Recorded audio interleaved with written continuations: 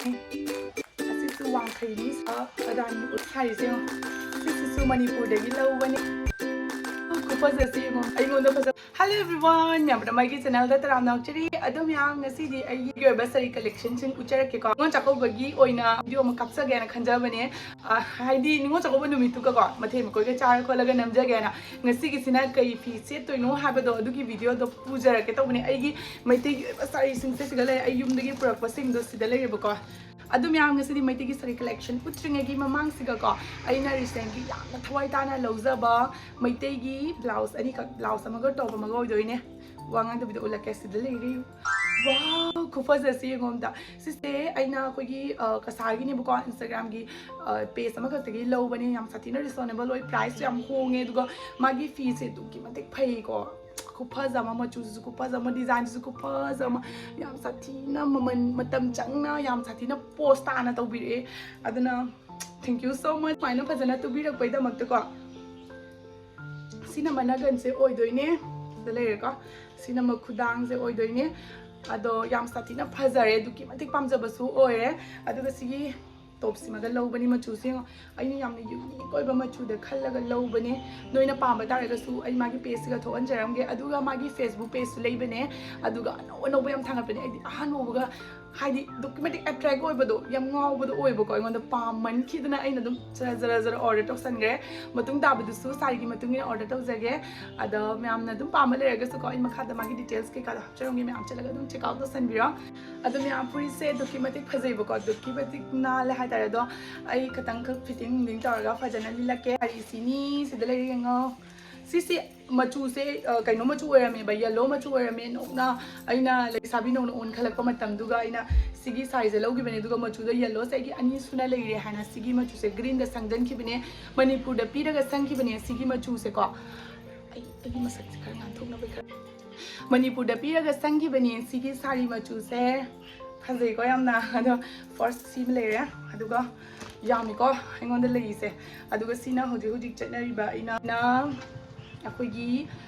ꯍꯨꯖꯥꯏ ꯆꯤꯆꯦ ꯑꯃꯗꯒꯤ ꯂꯧꯕꯅꯦ ꯑꯩꯅ ꯏꯟꯁꯇꯥꯒ꯭ꯔꯥꯝꯁꯨ ꯊꯥꯒꯠꯈ꯭ꯔꯕꯅꯤ ꯌꯦꯡꯍꯧꯗꯕ ꯉꯩꯒꯤ ꯏꯟꯁꯇꯥꯒ꯭ꯔꯥꯝꯗ ꯆꯠꯂꯒ ꯌꯦꯡꯕ ꯌꯥꯅꯤꯀꯣ ꯑꯗꯨꯒ ꯁꯤꯒꯤ ꯁꯦꯠꯁꯤꯅ ꯑꯩꯈꯣꯏꯒꯤ ꯁꯤꯁꯦ ꯌꯥꯝ ꯐꯖꯕꯅꯤ ꯃꯆꯨꯁꯦꯀꯣ ꯁꯤꯒꯤ ꯁꯦꯠꯁꯤꯅ ꯒꯨꯋꯥꯍꯥꯇꯤꯒꯤ ꯆꯤꯆꯦ ꯑꯃꯈꯛꯇꯒꯤ ꯆꯤꯆꯦ ꯑꯃꯈꯛꯅ ꯄꯤꯕꯤꯔꯛꯄꯅꯦꯕꯀꯣ ꯆꯤꯆꯦ ꯑꯃꯅ ꯄꯤꯕꯤꯔꯛꯄꯅꯦ ꯏꯟꯁꯇꯥꯒ꯭ꯔꯥꯝꯗ ꯁꯦꯠꯂꯒ ꯊꯥꯡꯒꯠꯈ꯭ꯔꯦ ꯑꯗꯨꯒ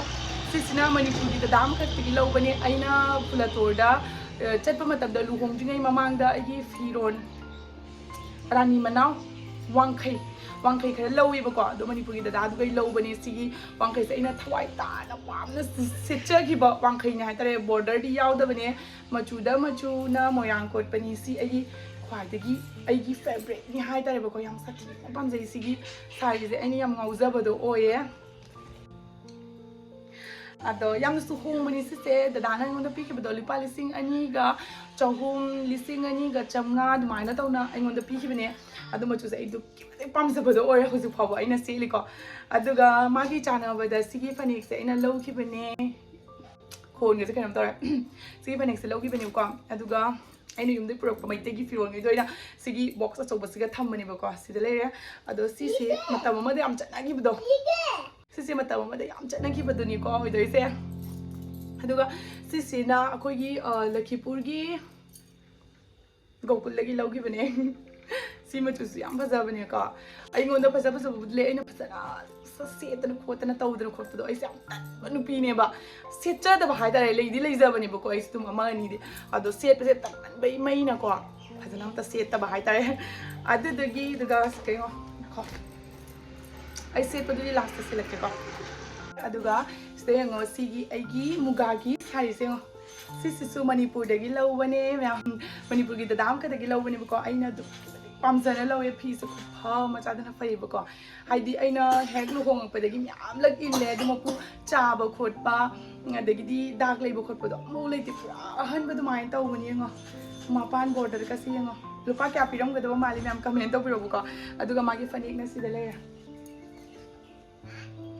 ꯑꯗꯨꯝ ꯌꯥꯝ ꯍꯧꯖꯤꯛꯀꯥꯟꯁꯤ ꯆꯠꯅꯔꯤꯕ꯭ꯔꯥ ꯆꯠꯅꯗꯕ꯭ꯔꯥ ꯑꯗꯨꯁꯨ ꯀꯃꯦꯟ ꯇꯧꯕꯤꯔꯛꯎꯀꯣ ꯑꯩꯁꯦ ꯀꯩꯁꯨꯝ ꯈꯪꯗꯦ ꯄꯨꯔꯥ ꯇꯔꯪꯅꯤꯀꯣ ꯑꯗꯨꯝ ꯚꯤꯗꯤꯑꯣꯁꯦ ꯃꯌꯥꯝꯗ ꯑꯗꯨꯝ ꯑꯩꯒꯤ ꯂꯩꯖꯕ ꯈꯔꯗꯣ ꯑꯗꯨꯝ ꯎꯠꯊꯣꯛꯀꯦ ꯅꯤꯉꯣꯜ ꯆꯥꯛꯀꯧꯕꯁꯨ ꯌꯧꯁꯜꯂꯛꯑꯕꯅꯤꯅ ꯑꯩ ꯀꯩ ꯁꯦꯠꯂꯒ ꯚꯤꯗꯤꯑꯣ ꯅꯝꯃꯛꯎꯒꯦ ꯅꯤꯉꯣꯜ ꯆꯥꯛꯀꯧꯕ ꯅꯨꯃꯤꯠꯇ ꯍꯥꯏꯕꯗꯣ ꯃꯌꯥꯝ ꯀꯃꯦꯟ ꯇꯧꯕꯤꯔꯛꯀꯗꯕꯅꯤ ꯑꯗꯨꯒꯤꯗꯃꯛꯇꯁꯨ ꯑꯩꯅ ꯚꯤꯗꯤꯑꯣꯁꯦ ꯁꯦꯝꯖꯕꯅꯦ aduga next ta sidam le sisu wangkhai ni bako si wangkhai se si aidi machu achamba si yam pame bako si machu se sim lo thoga simu inge ka blouse maroon color se khub phaza machadna phajai khambra asidi ek sela aroge se ta video ko na sela kanda Instagram do ina sela kanda ulla age ka sengo ai ka se masak ka se ngau tho ka haba mi ka se atopo do mai to we hadi mi ka se nong tho ga masak phaja thok podo adumai oi re ba size na asi su wang khai ni su ai gi potai ni se am Manipur gi dagi loba na ta oi bani ba ka adam yang sim le ka daga next time la ge ai hapeti pula I heim dagi sina rani ni sidi mayam su dum pura mani ba ka le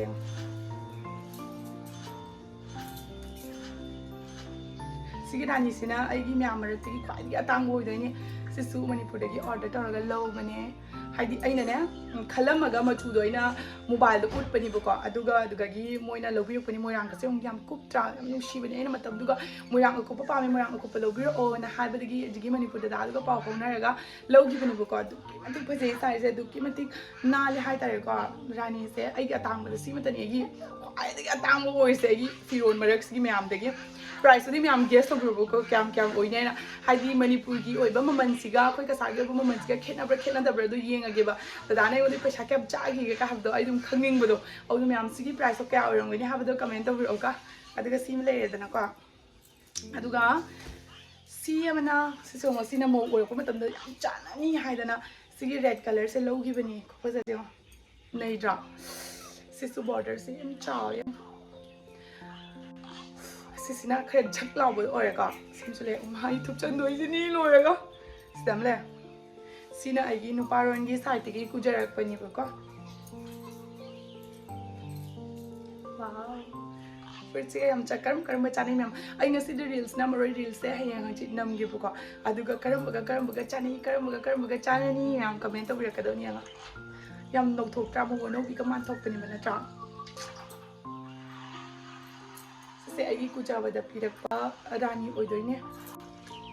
yamna sizino di kuja ba sai si yam man tho habado duna aina man thok man gi dana marak tam yam chare ba handak rising day gi ko unit program da set over gina ka aduga sim le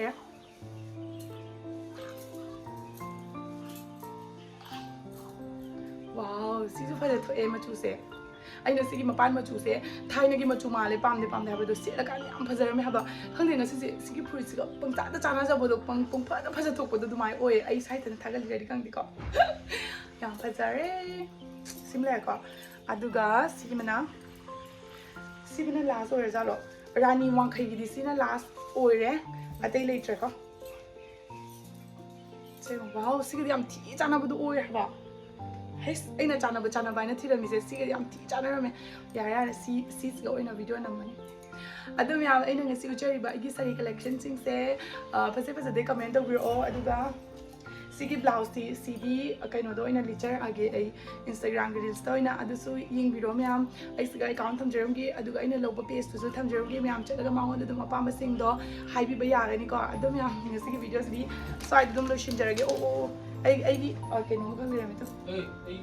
sine gi kwai gi atang ba morna bi odeni adum yam ai ngasi gi video se na ko size illa kan do shin ta ai blog se dum yam ai ngasi gi saree collection chi me am na pam ta ga di me am comment over o aduga page su me am check out bi ba ka bi ga no dum yam ngasi gi video se size ga dum lo shin jage me am na pam bi ba ta ga di me am next video da kai pro ga ha ba su comment over o ngasi gi di bye adu kaur ko sina blouse na tani blouse sing sidi ko na adu mu lage comment over o ying ba ta ga di ngasi gi sidi sai na ta ore ka bye